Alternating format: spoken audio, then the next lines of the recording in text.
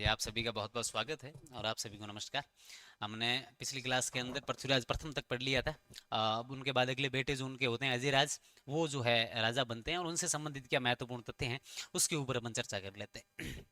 अजयराज का जो शासन है वो 1105 से लेकर 1133 के आसपास रहा हुआ है। ठीक है, वैसे 1130 के अंदर उन्होंने जो संन्यास धारण कर लिया था, लेकिन इनके बेटे अर्णोराज का जो राज तिलक है 1130 को हुआ था, 1133 को हुआ था, इसलिए इनका शासनकाल 1133 तक माना जाता है। ठीक है, इनसे संबंधित क्या महत्वपूर्ण तथ्य हैं वो एक बार देखते हैं। एक तो अजयराज ने 1113 के अंदर जो है अजमेर की क्या की स्थापना की।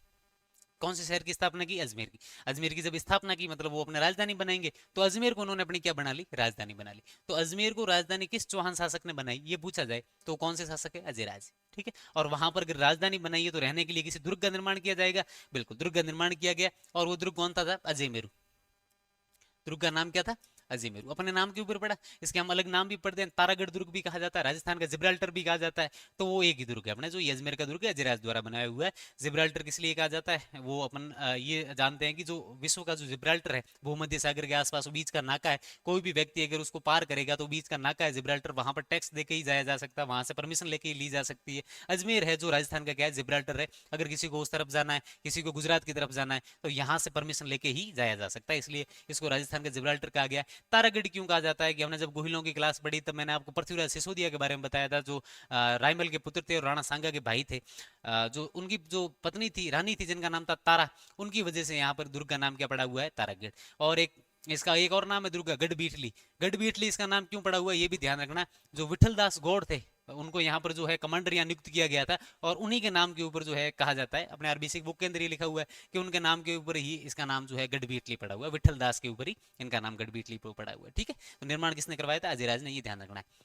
और अजयराज ने एक मालवा के शासक थे नरवर्मन, नरवर्मन को परास्त किया था। और नरवर्मन का एक सेनापति थे जिसका नाम था सुलहन। क्या नाम था उसका? सुलहन, सोलन नहीं सुलहन। और सुलहन को क्या किया था इन्होंने? बंदी बना लिया था। तो मालवा के नरवर्मन को किसने परास्त किया? अजयराज ने। और उसका सेनापति था जिसका नाम था सुलहन, सुलहन को क्या कर दिया इन्होंने? बंदी बना लिया था। ठीक है, एक किताब है पृथ्वीराज विजय, पृथ्वीराज विजय जो किताब कश्मीर पंडित जैनक के द्वारा लिखित है, उसके अंदर कहा गया है कि इन्होंने गर्जन मातंगों को हराया था। गर्जन मातंगों का मतलब ये है कि गजनी से जो आए हुए राजा जो अटैक किया करते थे, उन गर्जन मातंगों को क्या किया था? कि हरा दिया था। ठीक है, एक ये फैक्ट ध्यान रखना है। अजयराज की जो रानी थी जिनका नाम था सोमलेखा या सोमल देवी, सोमल देवी के नाम से इन्होंने सोने तथा चांदी के सिक्के चलाए थे।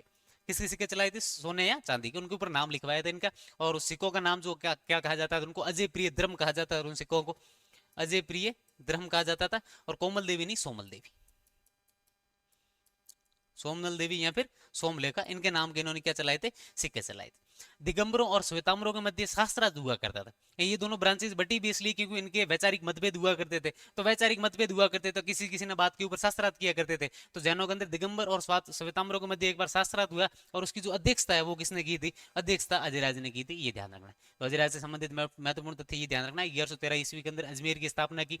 ठीक है, उसको अपनी राजधानी बनाया, वहां पर अजमेर दुर्ग का निर्माण करवाया। इसके हम अदर नाम क्या पढ़ते हैं? तारागढ़, गढ़ बीखली, राजस्थान का जिब्राल्टर। उसके बाद उन्होंने पढ़ा कि मालवा के नरवर्मन को परास्त किया, और उसका जो सेनापति था सुलहन, उसको जो है इन्होंने बंदी बनवा दिया।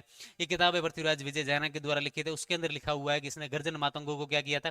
पराजित किया था। उसके बाद इन्होंने, हमने पढ़ा कि इनकी रानी थी सोमल देवी या सोमलेखा, उनके नाम के इन्होंने सिक्के चलाए थे जिनको अजय प्रिय द्रम कहा जाता है, ये ध्यान रखना है। ठीक है, और दिगंबर और श्वेतांबरों के मध्य इन्होंने क्या की थी? अध्यक्षता, ये ध्यान रखना।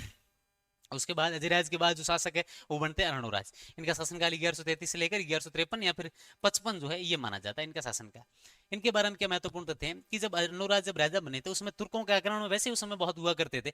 तो तुर्कों ने जब आक्रमण किया यहाँ पर, तो अजयराज ने उनका सामना किया और एक जगह के ऊपर तुर्कों को बहुत इतना मारा कि वो जमीन पूरी लाल हो गई। ठीक है, ऐसा कहा जाता था कि वो जमीन पूरी अपवित्र लगती है। किसी ने जाकर अर्णोराज को बोला खून खून दिखता है, यहाँ पर बहुत सारे लोगों को मारा गया, कुछ इसका इलाज किया जाए। तो अर्णोराज ने कहा यहाँ पर एक झील बनवा दी जाए, और झील का नाम क्या पड़ा? उस झील का नाम पड़ा आना सागर।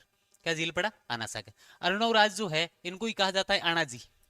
इनका दूसरा नाम क्या है? आना जी। हालांकि आज भी अगर अर्णोराज कोई व्यक्ति कोई ना व्यक्ति होगा तो हम उसको आना जी कहेंगे, अर्णो जी नहीं कहेंगे, आना जी कहेंगे। राजस्थान के अंदर ये परंपरा रही हुई है, इसलिए उन्हीं के नाम के ऊपर झील का नाम पड़ गया, और झील का नाम क्या पड़ गया? आना सागर, ये ध्यान रखना है। ठीक है, ठीक है। दूसरी बात ये है, इनके समय गुजरात के अंदर शासन कर रहे थे चालुक्य राजा जयसिंह सिद्धराज। अर्णोराज के समय गुजरात के चालुक्य राजा कौन थे? जयसिंह सिद्धराज। जयसिंह सिद्धराज ने क्या कर दिया? अटैक कर दिया। अटैक कर दिया, अर्णोराज ने जयसिंह सिद्धराज को परास्त कर दिया।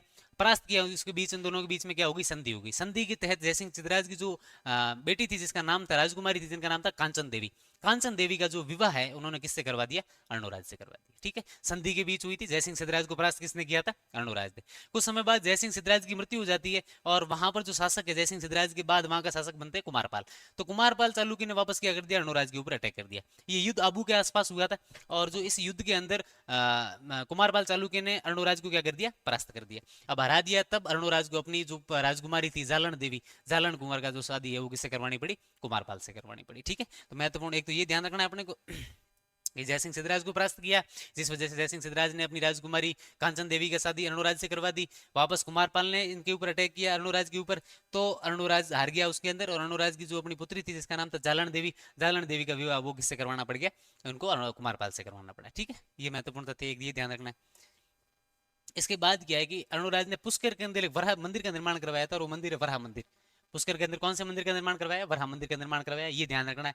उसके बाद इन्होंने खतरगच अनुयायियों के लिए क्या दी थी? भूमि दान दी थी। खतरगच यानी इस जैन समुदाय के लोग हुआ करते थे, जैन हुआ करते थे, और खतरगच जो संप्रदाय है उनके अनुयायियों को, फॉलोअर्स को इन्होंने क्या दी थी? भूमि दान में दी थी। इससे हमें क्या पता चलता है कि ये दूसरे धर्मों को लेकर इनकी जो विचारधारा थी राजाओं की, वो क्या हुआ करती थी। ठीक है, अर्णोराज के समय दो प्रकांड विद्वान थे, देवबोध और धर्मघोष। पूछा गया प्रश्न है, कई बार पूछा जाता है, पूछने की जो इनका ट्रेंड है वो ये है कि ये पूछ लेते हैं कि देवबोध और धर्मघोष का संबंध किस राजा से?